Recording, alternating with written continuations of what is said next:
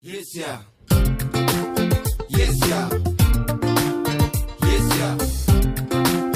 Yes, yeah. Yes, yeah. Governments and people have something in common. Yes, yeah.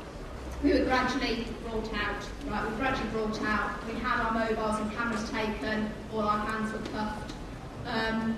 We were then, after a period of many hours, as you'll know, sent to Ashdod. We were held incommunicado until the early Thursday morning. It was interesting, it was one of the great ironies that actually whilst the demonstrations taking place up and down the country on the 31st of May, the Israeli think tank, the Reut Institute, had brought a fact-finding team to London to look at how to challenge what they describe as a hub of delegitimisation in Britain. I think even most delusional Zionists would have seen that the massive demonstrations on the streets up and down the country and internationally, many of which were completely spontaneous, showed that Israel had completely lost the battle for international legitimacy during its actions. And the Reut Institute, I do recommend, if you haven't already come across this organisation, to Google it, has been working to try and attack the solidarity movement internationally. And in particular in Britain, the reason why it's attacking in Britain is because of the strength of the solidarity movement and because of the way we're working in unity to build a massive movement that's necessary to defeat Israeli apartheid. We're creating something very powerful in Britain. I think we should all be proud of that. We're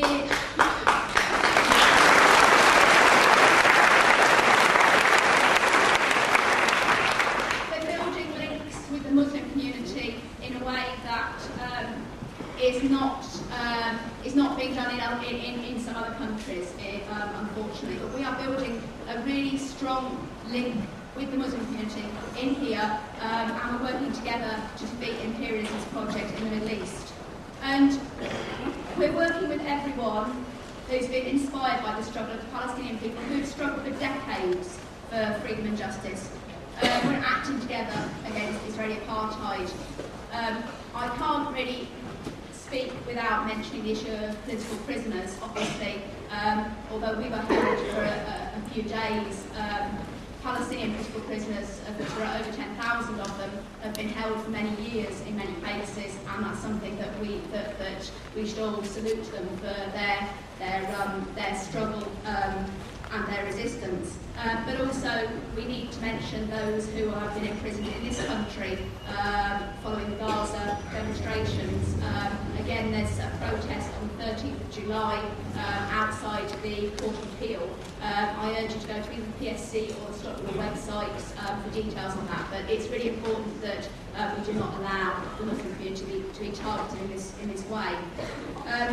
Palestine has got very clear parallels with other anti-colonial movements for freedom against British colonialism in Ireland, the struggle against apartheid in South Africa, and it's now become a real critical issue, a touchstone for anyone who wishes to see a fair and just world. And that's not just those on the left, that's something that we can build a massively broad movement.